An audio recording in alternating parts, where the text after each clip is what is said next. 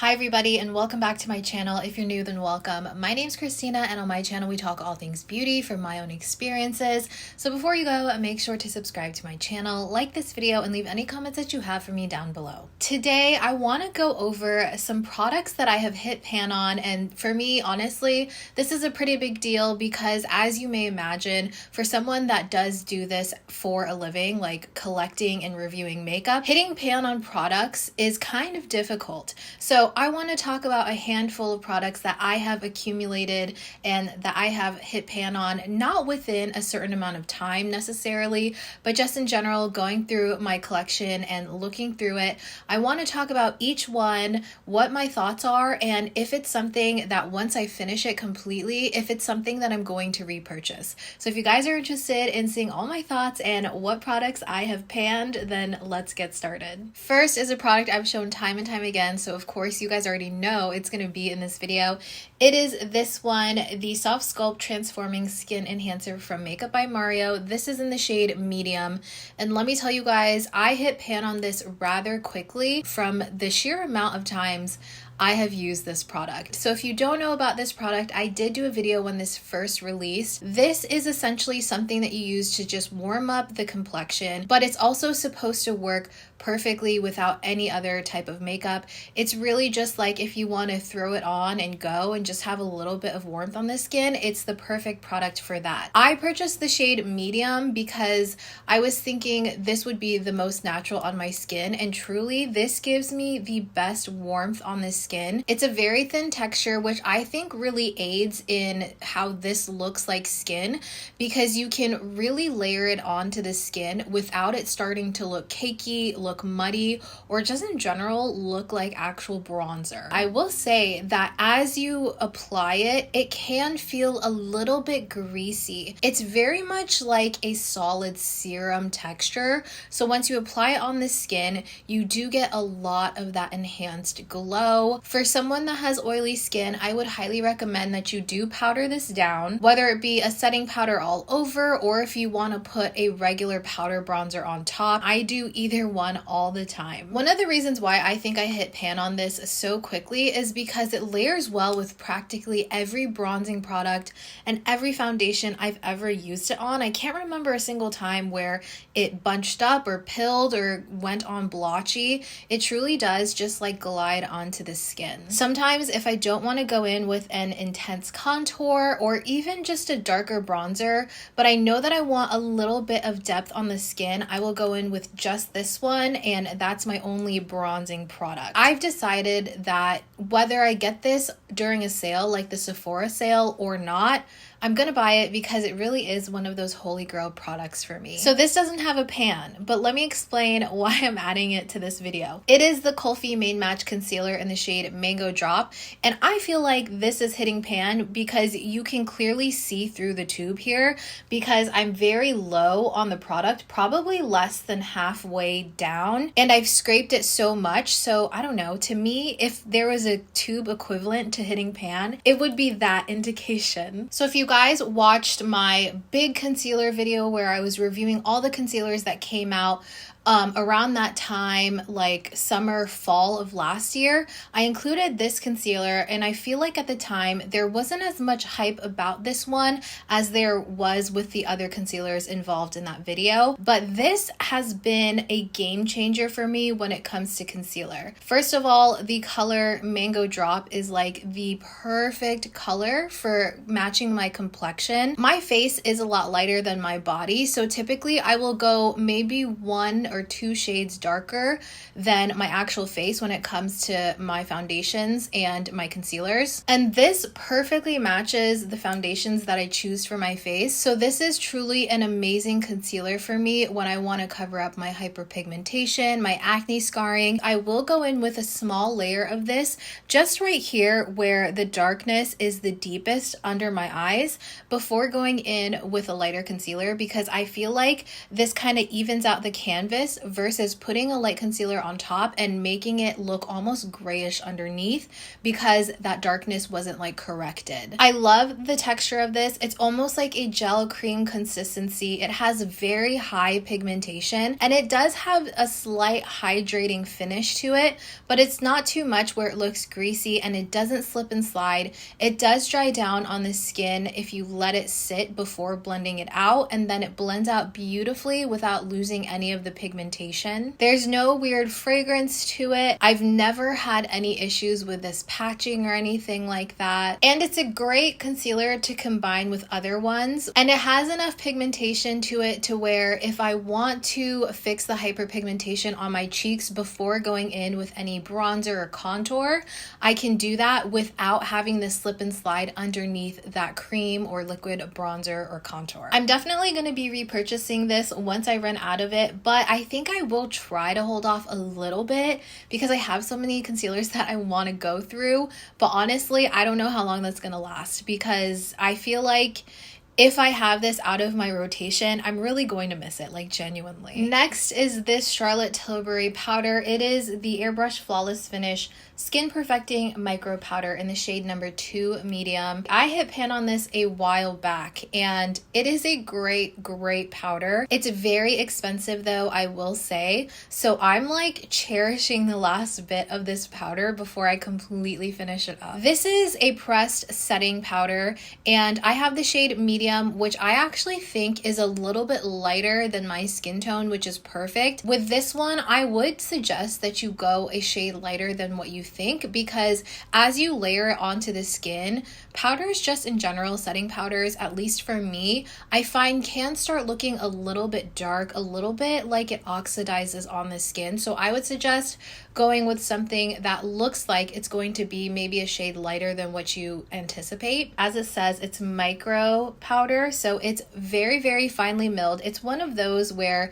if you put it on your finger and you kind of rub your fingers together, it feels very silky, almost like baking flour, you know, but not that thickness, just the way that it feels when you rub your fingers together. It mattifies the skin very well, and I think that this is a great multitasking powder. I know, at least for me, I have powders that I can only use under my eyes, I can only use to set the rest of my face, I only like to use to sculpt the face or bake, you know, but this one actually does so well across the board. I can use this either with a triangle puff to set the face, or I can use a fluffy setting brush. Either way, it looks beautiful, just depending on how much coverage I want from this powder. Today, I did use a fluffy brush to just set under the eyes, and I did just spot set around the face where I typically get pretty oily, and I also used it to sort of sculpt out the bottom portion of my cheek just to give me a little bit more of a sculpt, since my face is a little bit more rounded on the cheek area. This is one of the few pressed powders that I would trust under my eyes because I find that it doesn't get cakey and it doesn't emphasize the texture under my eyes. And again, this color actually does really well under my eyes and it kind of seamlessly blends in with the rest of my complexion. And because it is a pressed finishing powder, it's really nice to take with you on the go, and you can go in and kind of blot your oils with the powder instead of using a blotting sheet or something, and it doesn't end up looking cakey or like you added more powder to one area of your face. Now, if I would repurchase this or not, yes, I would repurchase it if I can get it on sale. Other than that, I don't think that I will be repurchasing this because it is quite an expensive powder, and I just feel like there are so many powders coming out that are comparable to this one. And also, this size, I personally don't feel like I really need another full-size compact press powder. So if I were to repurchase this, I would either get it on sale or buy a mini size, like the mini travel size one that they have. I think that one is just a lot better for me, and I would be able to use the product a lot quicker. Another product I hit pan on that again is a finishing powder is this one. This is the Kosas Cloud Set, and this is a mini version of the larger one. And actually, hold on, I do have the larger one as well that I hit pan on. So I think that this is kind of a testament to how much I enjoy this powder. So this is a baked pressed powder, like a baked finishing powder. The large one I have is in the shade Pillowy, while the little one I have is in the shade Comfy. With this powder, again, I would recommend that you go a shade lighter than you think you should, because for some reason, I feel like this sort of oxidizes on my skin. Like if I pack it into one area too much, it starts to get a little bit too dark.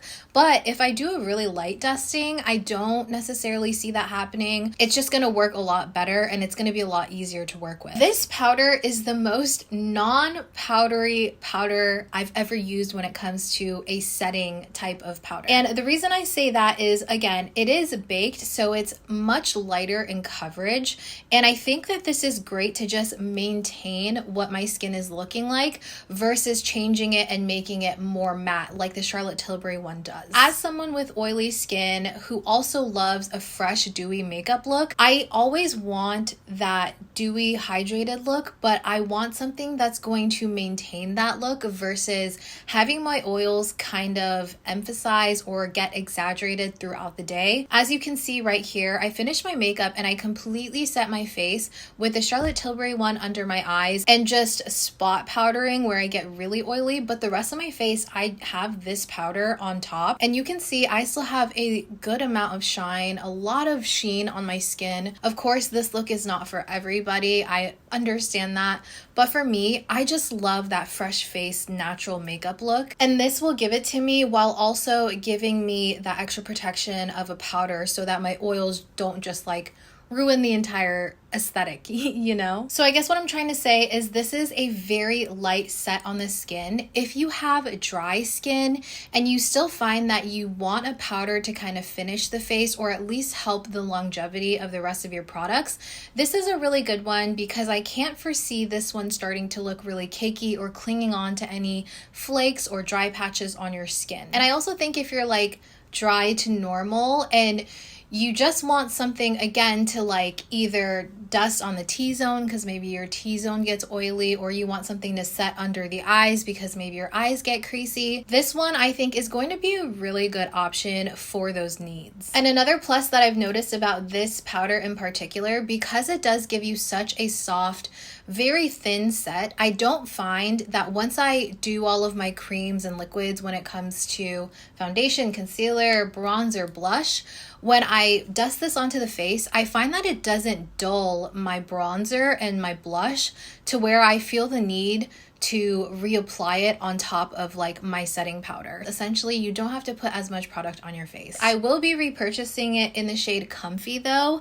not in the shade Pillowy, but in the summertime, I'm definitely going to try to reach for this more so I can finish this one up. Another product that I think that I personally went through very quickly is this one from Bobbi Brown. This is just their color corrector in the shade Peach. Now, there are a lot more shades of this than just the peach color corrector, but this is a perfect color corrector for my complexion because it does have that peach to it, but it's not too dark to where I have to rely on a really full coverage concealer to cover up the peachiness of this to make it look more even on the skin.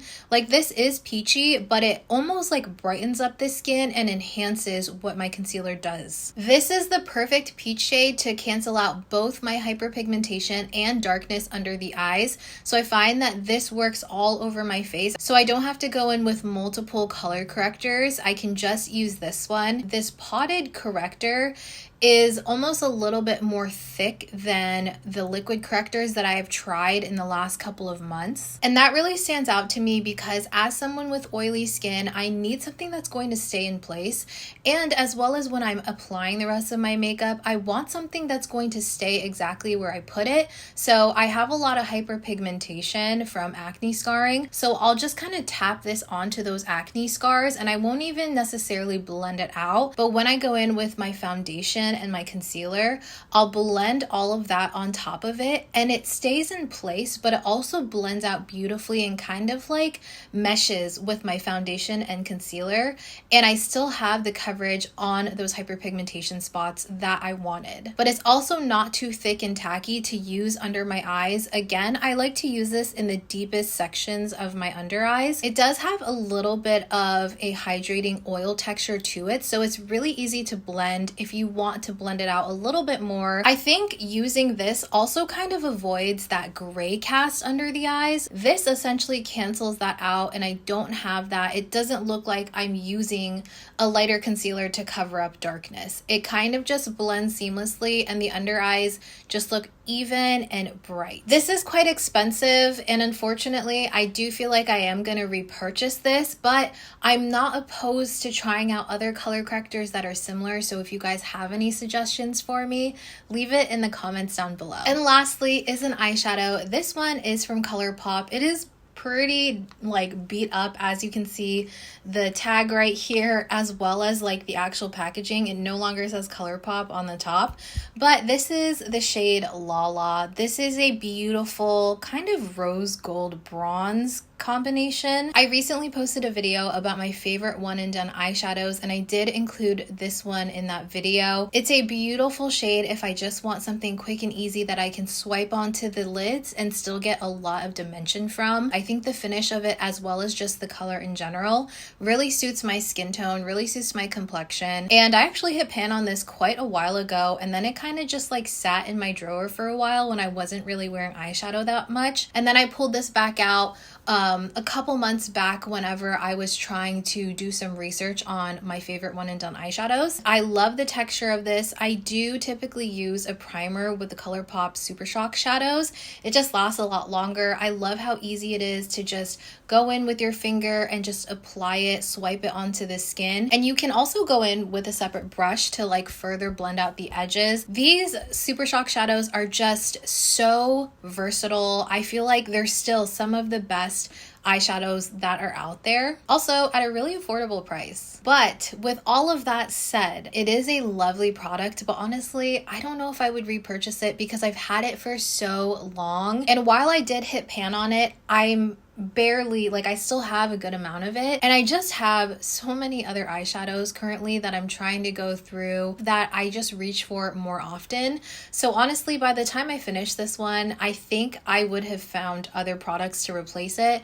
So I don't think that I will be repurchasing this, but I will continue to use it because I have it and it's a really good eyeshadow product. So those are all of the products that I have hit pan on. It is a good culmination of products, I think. Some products that I do want to hit pan on this upcoming year are more eyeshadows because my eyeshadow drawer is just kind of overflowing, and for somebody that barely wears eyeshadow, it's kind of ridiculous. So I definitely need to go through more eyeshadows. If I can go through more concealers, that would be so great. I did want to say a really big thank you to everyone that gave me feedback on the upcoming video topics that I kind of referenced in a past video when I did my everyday makeup routine. I did mention that I wanted to go towards more creative and different video topics versus just new releases when it comes to makeup, and you guys gave me great input, so I want to say thank you for that. And in that same breath, I do want to say that hitting more pans on products I think will be a lot easier